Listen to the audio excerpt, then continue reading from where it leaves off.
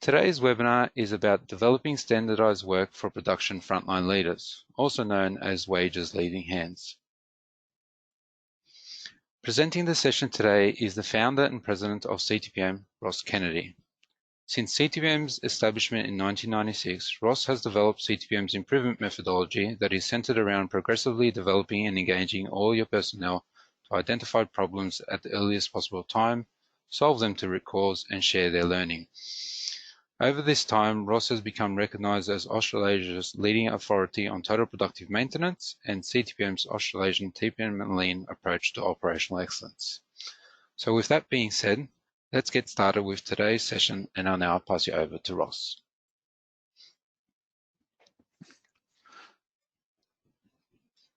Thank you, Nelson, and welcome everyone to our webinar today. And I'll just get my on the screen, and we are in action. Right, so developing standardized work for production frontline leaders. We've identified 4 areas we want to cover for this one.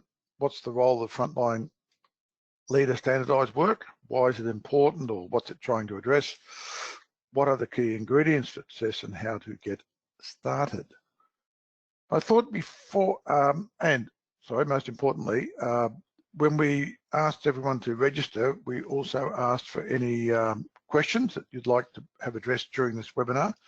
I'd like to thank Jeremy from New South Wales and Nathaniel from New South Wales for their 2 questions. We will address those as we at the end of the webinar, but they certainly helped us to put a bit of focus on what we're trying to aim for today. So I thought we'd start with just setting the scene. And the last webinar I conducted was back on the 23rd of June, which was about the importance and development of wages production frontline leaders. And at the back end of that webinar, we had a section called Creating a Development Plan for Production Frontline Leaders, where we talked about structure and rosters, roles and responsibilities, attributes, daily review meeting plan, and policies and procedures. But the last one in particular determined the required daily and weekly tasks required, and then develop production frontline leader standard work. And as a consequence of that, we had a request to do a webinar on developing standardized work for production frontline leaders. So production frontline leadership standardized work, it's a simple concept, however often difficult to apply. So what do we mean by a simple concept? A detailed list of important responsibilities, tasks of a production frontline leader that are conducted on a regular, disciplined basis, so at a set time each day, for example, so as to achieve the required outcomes of obviously your safety, your quality, production plan, improvement plan, etc., while developing the people reporting to them, and that's probably the critical one. This is more than a typical job description for a production frontline leader.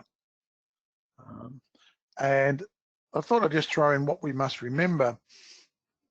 And we talk about continuous improvement. If there is no standard, there can be no improvement. And we can't identify a problem, for example, if we don't have a standard. Well, how do we know we've got a problem? How do we know that we are actually improving or we are developing our frontline leaders if we don't have a standard to work to? So this is where it is a very important simple concept. However, often difficult to apply. And why is that? Well, our workplace is often not that stable. We often get firefighting or unstable production plans or unreliable plant, changing demands, priorities, etc. Have to attend extra meetings, unexpected visits that can disrupt routines. What we find at many sites, that firefighting and symptom solving are the normal way of operating. And this is a slide we took from Ian Glendays from his book, Breaking Through to Flow, which is all about stabilising production plan. But I think it's a very good slide to get the point across that, yes, things do go wrong, equipment breaks down, etc., run out of raw materials or labels or whatever.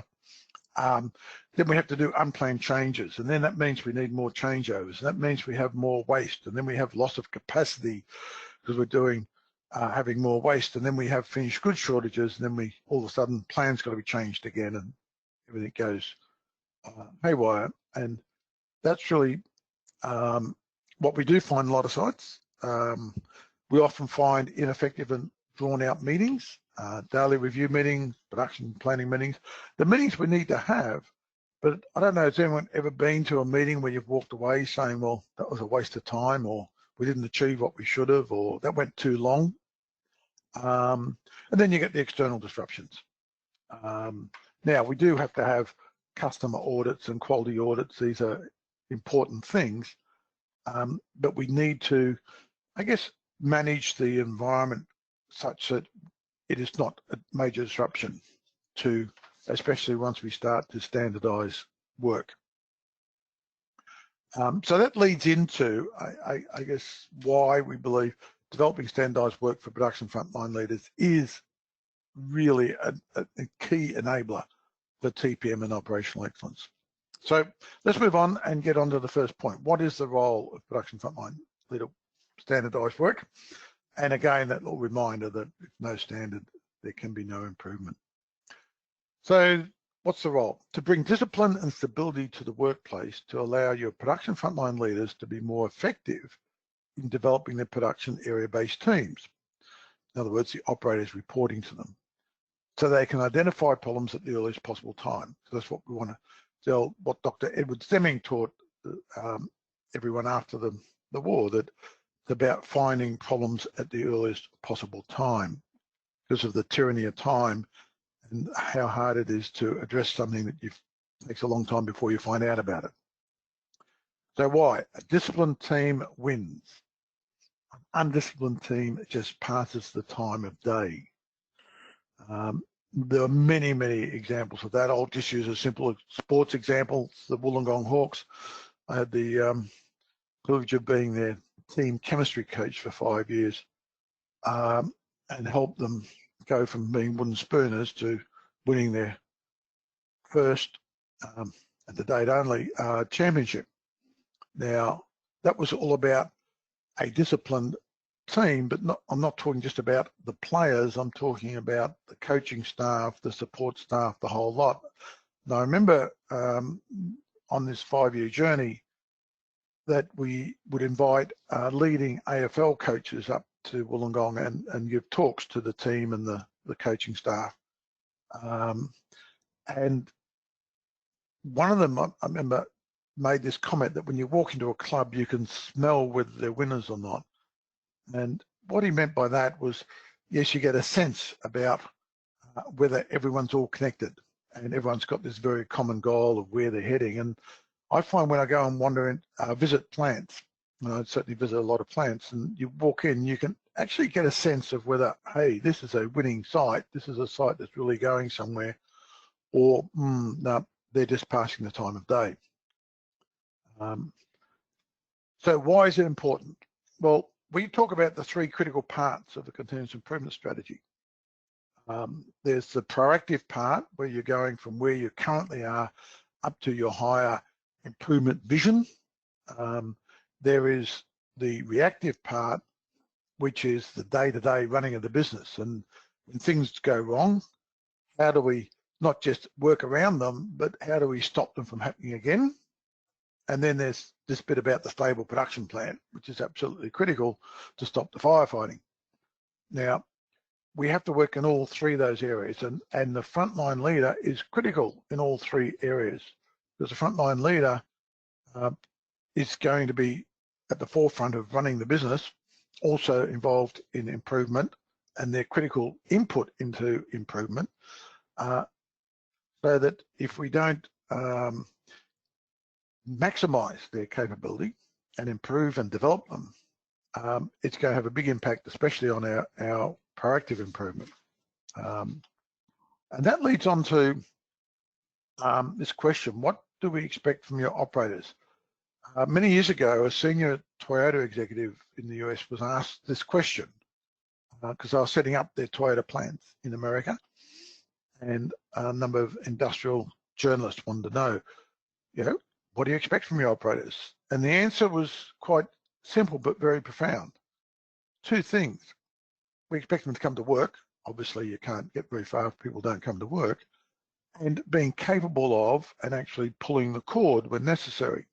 And what they mean by pulling the cord is if what's coming to you is not to the quality standard, you raise the alarm. You pull the cord, stop the line at last resort. Obviously, they often use an and-on system where they put an orange light up saying, hey, something's not right here, I need help. And if they don't get the help, they then pull the cord. Now, what they realize is the need for effective production frontline leaders who can develop our operators. Because to be able to pull the cord, one, you need the support, and you need the skill to be able to identify that this is not to the quality standard. So what we've learned is that we really need to develop our operators, and this is why the role of the frontline leader is so important. So from developing an operator, yes, you have base skills, that's safety, quality, knowing what the quality standards are, being able to pull the cord if necessary, and be able to operate all their workstations within their area of responsibility. Is what we call base skills, and their problem-solving skills, visual workplace skills, and prevention at source skills. And how do you develop these skills in operators? Well, training based on training with industry principles, which says the best person to train your operators is your production frontline leader. So they can monitor them and review them all the time, and etc. You want people to be involved in cross-functional improvement teams so they can learn about problem solving. You want to be involved in production area-based improvement teams so they can learn about visual workplace skills and prevention at source skills, and obviously getting involved in root cause analysis. So ideally spending 5-10% of the normal time each week involved in strategically driven improvement if you want to achieve operational excellence. So there's certainly a good reason to develop effective production frontline leaders. So what are the key ingredients for success?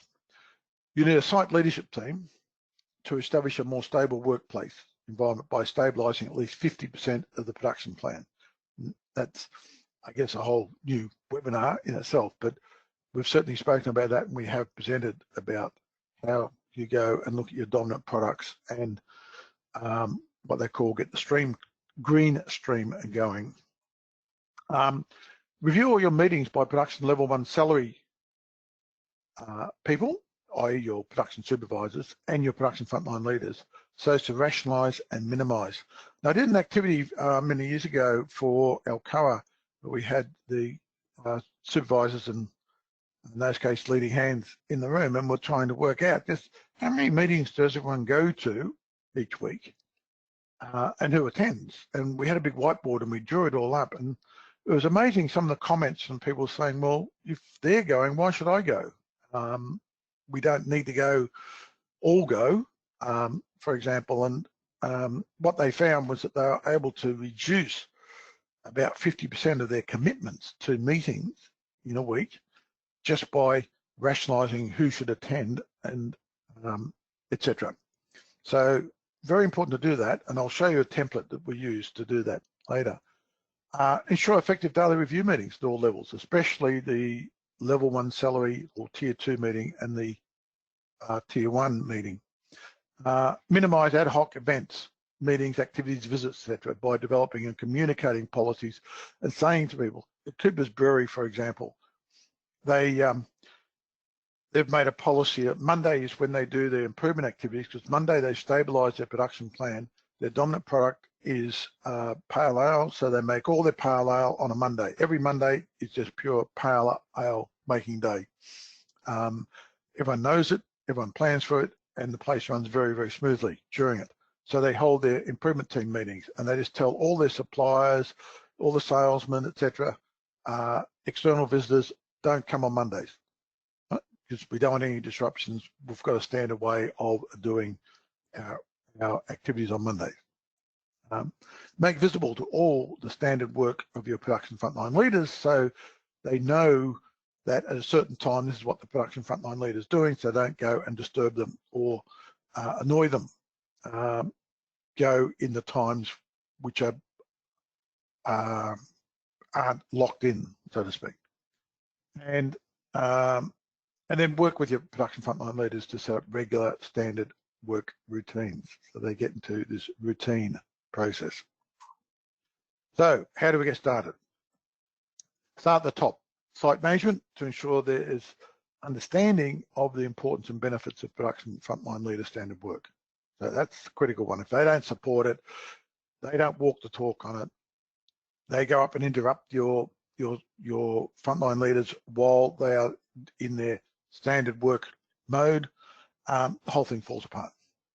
Ensure all site management team members have a passion to develop their people and the frontline leaders. So everyone is into this, what we call development of human capital. Well, this is what Toyota referred to, and you look at the real understanding of the Toyota production system is to minimize the total cost of manufacture, so minimize cost of manufacture, not by cost cutting, but by getting rid of all the waste. And secondly, development of human capital, recognizing it's the people, the front line that can pick up on all the waste and can improve. So it's all about developing of people, and this is where we need the whole management team to be very focused on that thinking. Create the right environment by having an organisation structure that has no more than 7 people reporting to any leader, especially your production frontline leaders. There's no point doing standardised production frontline leader work if they've got 10, 12, 15 direct reports, because they'll just be running around trying to look after those people and won't have any time to really lock in their standard routines. Develop a daily review meeting plan to provide support and development of your production frontline leaders. So on that point, the right structure and daily review meeting plan, we use this slide. On the left-hand side is the right structure. So we have your different tiers, your frontline leader or your leading hand, whatever you want to call them, their wages people who can work the line, with their 3 to 7 direct reports. Then the next level up is your level 1 salary, which is typically a supervisor, who would have 3 to 7 tier 1 frontline leaders, etc. On the right-hand side is your daily review meeting plan. So you just have your, now there would be maybe a shift handover where appropriate, but start a shift, the tier 1 meeting, 10 minutes. Then your tier 2 meeting might be 1 hour after the start of shift, for example, and then the tier 3 meeting may be 2 hours after start of shift. But the development is you've got to get these ones working really well to demonstrate to your supervisors how it should be done, and then your supervisors need to get their meetings going really well to demonstrate to their frontline leaders. So that's about getting the structure right.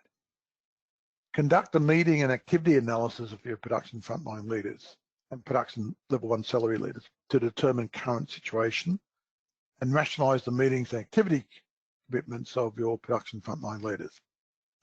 So the tool we use for that is a meeting and activity review. So we ask everyone that we're targeting, list all meetings or activities attended during the past week or month and provide a reasonable estimate of the time spent attending each meeting or activity.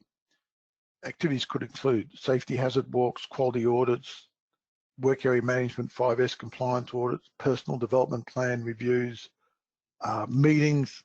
You have your daily review meetings, etc., planning meetings. So the frequency, there could be a one-off that randomly happen. There could be a daily, weekly, fortnightly, monthly, etc., and whether the time varies or not. So you're trying to get a real picture of what their average time spent at meetings and activities and what the average time spent at work each week, so you can get a percentage of how much time is consumed. And like I said, when we're doing things like that at Alcoa and a number of other sites, it certainly starts getting people asking questions as to why are we doing this. Next one is develop a production frontline leader standard work plan with realistic time frame. and monitor that plan on at least a weekly basis to instill the required discipline and provide feedback and coaching. The reason for doing this is to be able to coach and develop your production frontline leader. Now, here's an example of the daily tasks of a production frontline leader. Now, this is based on an 8-hour day. There might be a handover meeting if there's a night shift. It's prepare for the start of the shift.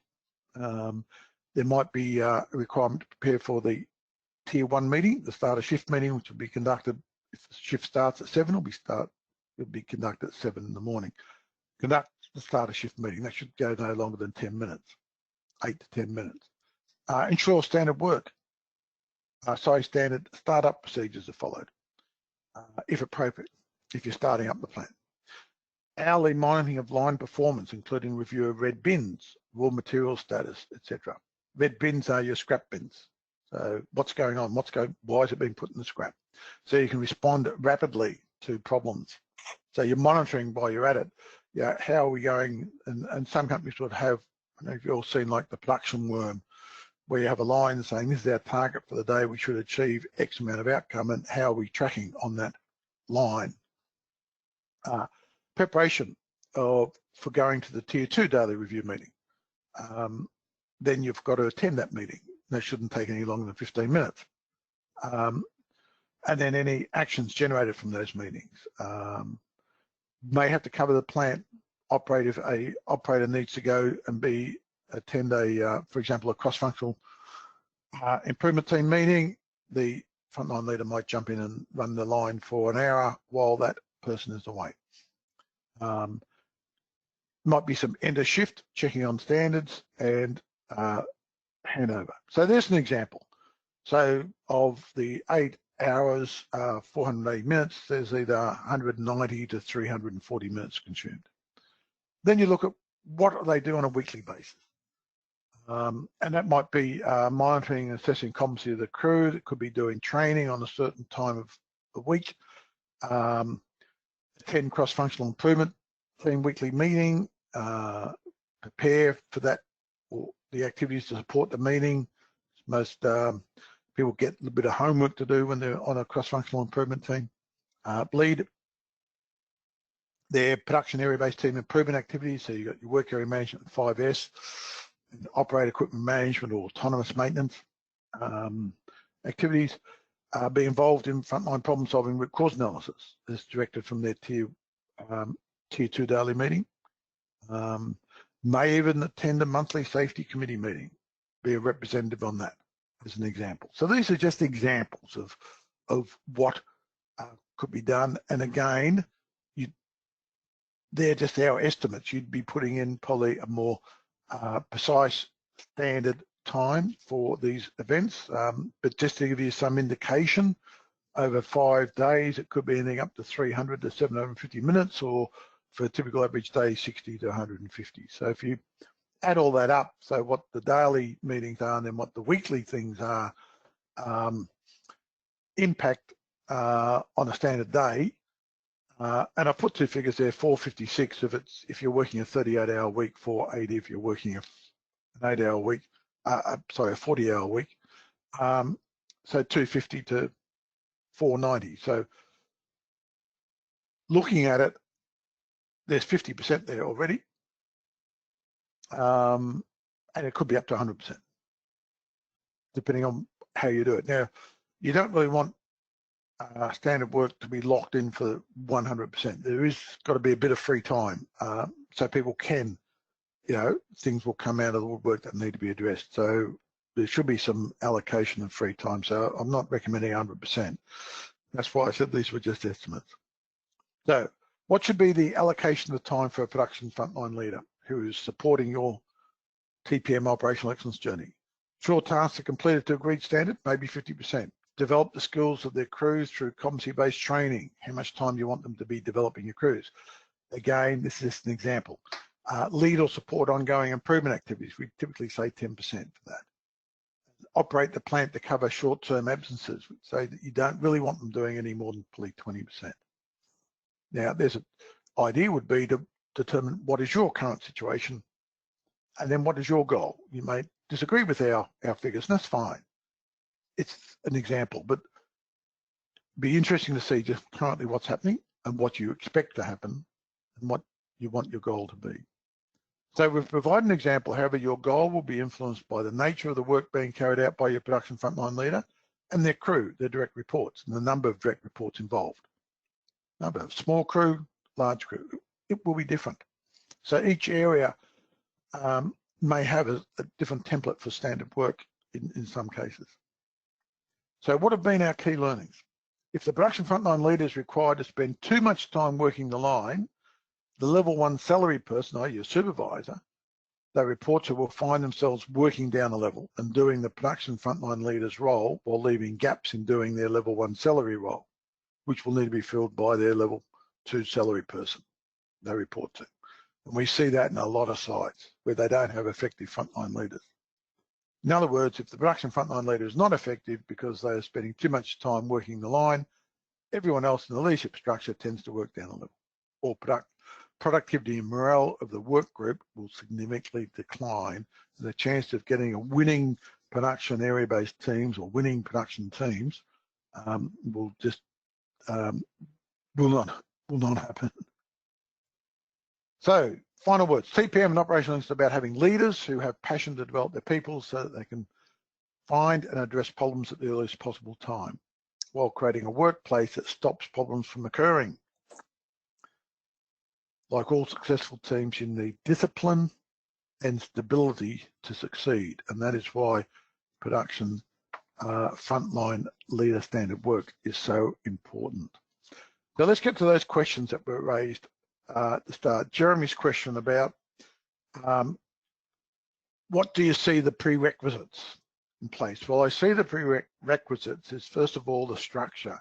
You've got to have, you don't want your frontline leader to have more than 7 direct reports because they're going to be too busy running around trying to handle the large number, and they won't be able to focus on really developing their operators or their direct reports. And the second one that supports that is you need I believe, the daily review process well established.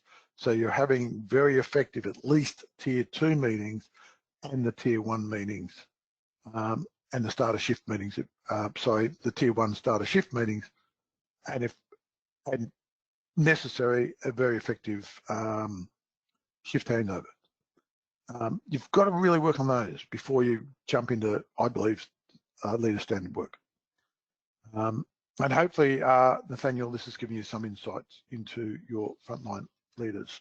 And keep in mind, you don't develop a highly effective frontline leader, especially someone who traditionally has been a leading hand because they're the best operator, overnight. This is a development journey. This will take time for you to develop this whole concept of effective frontline leaders, and standardized work is just one aspect of their development, but it's a very important one because, as we say, without a standard, you don't know whether you're improving or not.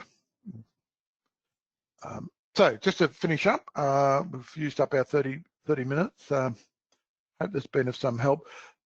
Booklets, we have booklets which you can purchase from our webpage, or you can, if you're a member, you get access to them. We have team member manuals which can be purchased from our members, and we have quite a large range of team member manuals. And talking about members, we have our community, our TPM and Operational Excellence community, and you may wish to join that. And there's certainly some very good benefits by being in the community. We certainly encourage you all to do that. With that, I'd like to hand over to Nelson for if there's any questions that people may have. More than happy to answer any questions now, or if it's convenient, you can contact me after the webinar and we can discuss things offline. Always very happy to have a chat to anyone on the operational excellence or TPM and operational excellence journey. Okay. Thank you very much, Ross. As Ross said, if you have a question, please type your question in the control panel box and he will be happy to answer them. And while we wait for any questions to come through, a reminder that a link to the recording of today's webinar will be provided in a follow-up email to you later today. So please feel free to share it with your colleagues and watch it over again. Just wait a little bit longer for some questions. We have a comment here from Jeremy saying, thanks, Ross, for the presentation. We much appreciate you answering his questions.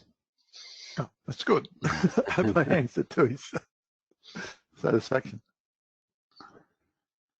And it doesn't seem like we have any other questions coming through.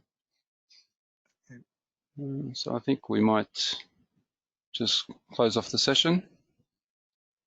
But if anyone else does have any questions after the session, please feel free to contact us and contact Ross directly, and he'll be happy to respond. So that brings us to the end of today's webinar. We hope you took some learnings away from the session. We encourage you to complete the feedback form after the session to let us know how it went, and if you have any topic suggestions for future webinars. Thank you once again for attending, and we hope you enjoy the rest of your day. Bye for now. Bye.